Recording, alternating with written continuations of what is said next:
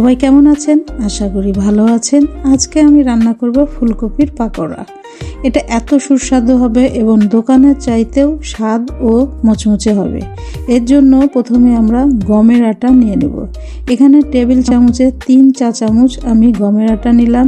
একই চামচ দিয়ে 2 চামচ চালের আটা ও ছোট্ট চা চামচের 3 চামচ অ্যারারুট দিতে হবে। এই মিশ্রণের পরিমাপটি সঠিক থাকতে হবে।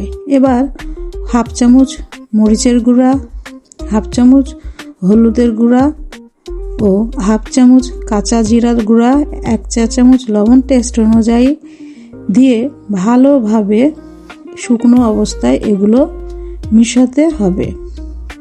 তার সাথে হাফ চামচ গরম মশলা গুঁড়া দিলে টেস্টটা আরও টেস্টি হবে। এই ব্যাটারটাই ফুলকপির পাকোড়াকে টেস্টি করবে। এটা দিয়ে আপনারা যে কোনো ধরনের জিনিসেরই পাকোড়া তৈরি করতে পারবেন। এই ব্যাটারটি খুব মনোযোগ সহকারে ভালোভাবে মিশিয়ে এর মধ্যে পানি দিয়ে প্রথমে শুকনো অবস্থায় মিশানোর পরে সামান্য করে পানি দিয়ে এর ভিতর করা গোটা যাতে না থাকে সেদিকে লক্ষ্য করে হাত দিয়ে ব্যাটারটিকে ভালো করে তৈরি করতে হবে এবং এটা ভাজার 10 থেকে 30 মিনিট পূর্বে তৈরি করে রেস্টে রাখলে বেশি মুচমুচা হবে।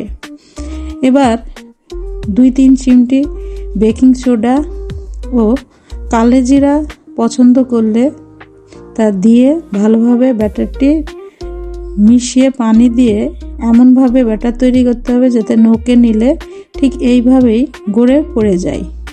নোকের সাথে একেবারে টেলটেলে ভাব হবে না। এবার ফুলকপি কেটে পরিষ্কার করে ধুয়ে তাতে সামান্য একটু লবণ মাখিয়ে রেখে দিবেন 2-5 মিনিট। এবার কড়াইয়ে ডুবো তেল দিয়ে তেলটি যখন 50% হিট হবে ঠিক সেই সময় ব্যাটারের মধ্যে ফুলকপি এপিট ওপিট চুবিয়ে তেলের মধ্যে ছেড়ে দিতে হবে। এখানে খুব হিট হলে হবে না। তাপমাত্রা একেবারে চুলার আঁচ মিডিয়াম আঁচে রেখে এটি এপার ওপার করে ভালোভাবে ভাজতে হবে। এটি খুব আস্তে হিটে ভাজতে হবে, কারণ এখানে খুব বেশি হিট দিলে ফুলকপিগুলো সিদ্ধ হবে না। এখানে কাঁচা ফুলকপি আমরা ব্যবহার করেছি।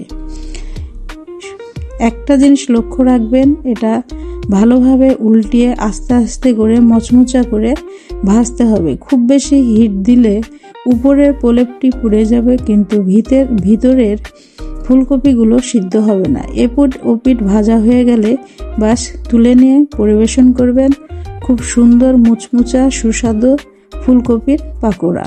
আপনারা সবাই আমার সাথে থাকবেন, চ্যানেলটি সাবস্ক্রাইব করবেন, পাশে থাকা বেল লাইক করবেন। সবাইকে